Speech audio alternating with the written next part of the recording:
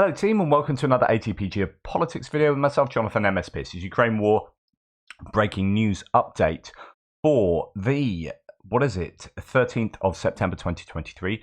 I'd normally be recording my news pieces now, but this might take up a little bit more time, so I'm just going to do this as a kind of separate mini breaking news update. And what is the breaking news? I think this is super important. Now, this is not to take away from the fact that Russia, I think, have hit the Odessa region or down on the Danube quite heavily with Shahid drones. I think it's kind of developing, so quite a few Shahids got through. I think far more importantly, Ukraine managed to hit Sevastopol. So let's give you the details that we know so far. So this is in Crimea. It's a main naval port for the Russians for their Black Sea fleet. No reports said in occupied Sevastopol there were explosions overnight. It is reported that Ukraine attacked a dry dock used for ship repairs in the southern bay and reportedly damaged at least one Project 775 large landing ship. They also damaged a Rostov-on-Don Kilo class submarine.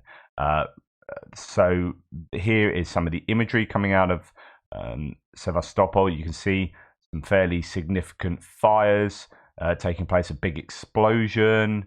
And there we go. Video of the explosion in the bay. The Russian Ministry of Defense claims that Ukrainians attacked Sevastopol with a combination of 10 cruise missiles and naval drones and hit two ships that were under repair in the dry dock. So you can see, fairly significant explosions. What was air defense doing? Evidently not a lot, and we'll talk about that in a second. So Special Kherson Cat has a kind of almost a video diary of what took place. Attack on Sevastopol, explosions and Russian air defense activity reported. Footage of the attack on Sevastopol.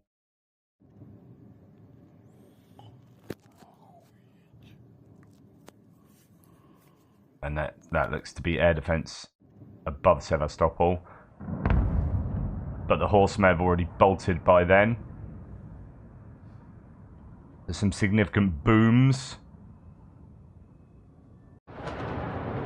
This one's fairly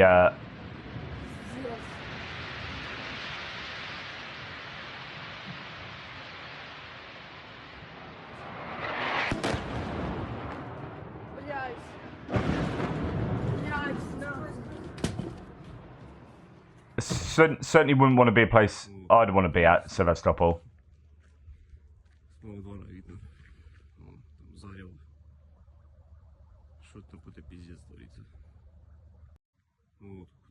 So that situation there,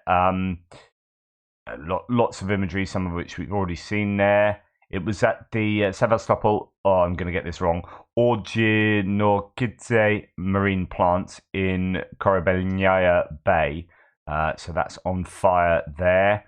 According to Russian media, 2 people were killed and 26 injured as a result of the missile attack on Sevastopol marine plant. There you go. All were plant employees, those who perished. Full statement from the Russian Ministry of Defense regarding the Ukrainian attack on Sevastopol. The Ukrainian armed forces launched a strike with 10 cruise missiles at the ship repair plant, named after Orjinorkidze in the city of Sevastopol, and 3 unmanned boats along a detachment of ships of the Black Sea Fleet on this sea crossing. Air defense systems shot down 7 cruise missiles, and a patrol ship, Vasily Baikov, destroyed all the unmanned boats. As a result of being hit by enemy cruise missiles, 2 ships undergoing repairs were damaged. So that is a claim there. Russian sources confirmed that the submarine Kilo class Rostov-on-Don and a large landing ship Minsk have been damaged during the Sevastopol attack last night. B-237 Rostov-on-Don is an advanced attack submarine of the Russian Navy of the Kilo class. It cost $300 million, launched in 2014. So preliminarily, 2 people were killed and 26 injured as a result of missile attack. As we already know, all the dead and injured were plant employees. As we wrote earlier, 2 ships were damaged. The diesel-electric submarine Rostov-on-Don and a large landing ship Minsk. They caught fire. Both vessels were undergoing repairs in dry dock.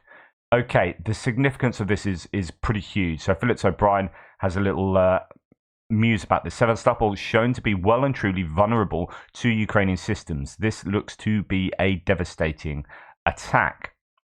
Some video of the reported attack, which we've already seen, impossible to be sure, but certainly seems like the target was hit. Quite the picture of burning vessels in Sevastopol. This looks to be doubly devastating attack by the Ukrainians. It could have destroyed 2 major warships and at the same time put out of action very important port facilities. If the Russians can't stop these missiles, Sevastopol could become untenable. It's worthy of reflection that here we are, more than a year and a half after the Russian full-scale invasion, and Ukraine seems to be winning the Black Sea naval war with Russia, and Ukraine doesn't even have a functioning large warship. And General Ben Hodges says it's almost like the Ukrainians planned it that way, a special forces raid to destroy radar and then a sophisticated strike on Sevastopol. This counteroffensive is much more than a ground assault. It's a multi-domain operation. Ukrainian general staff is running rings around the Russian general staff. And I think this is worthy of a little thought here. So what has happened before these hits on Sevastopol? Well, we saw an S-400 system with a pretty sizable range, one of the best air defense systems being taken out in this area. We saw an amphibious attack on Mayak to take out supposedly elements of radar, possibly in the area.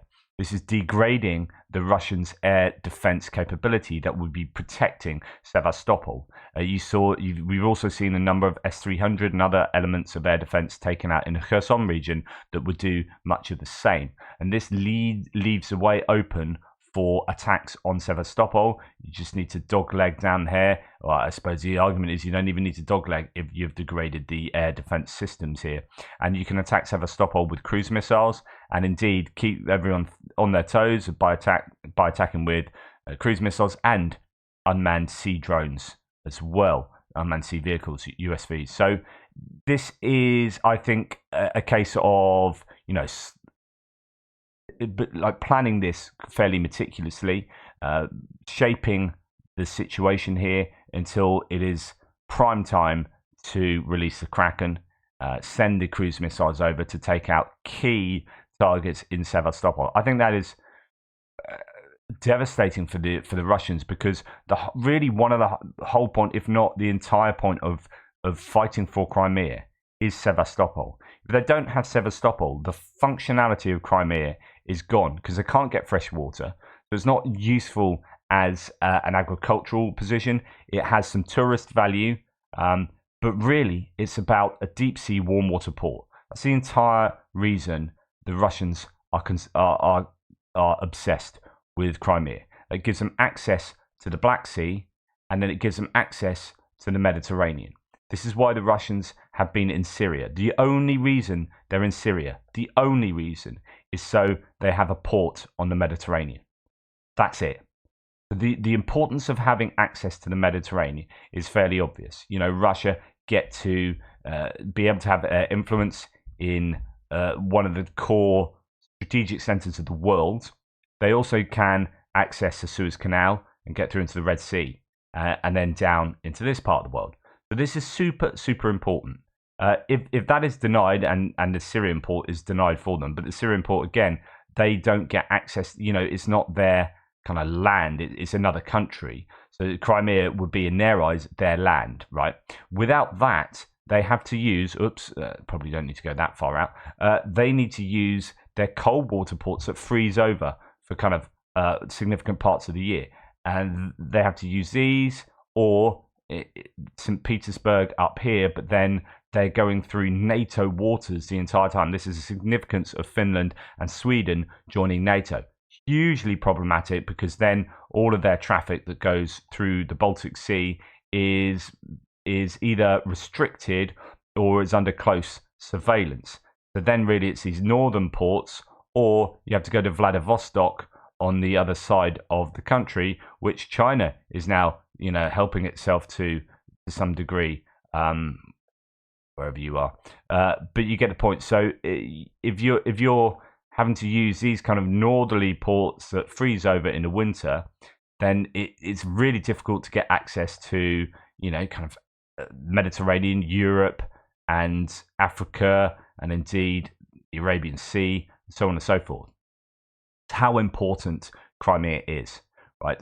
Without that, without Sevastopol, Crimea isn't anything, really.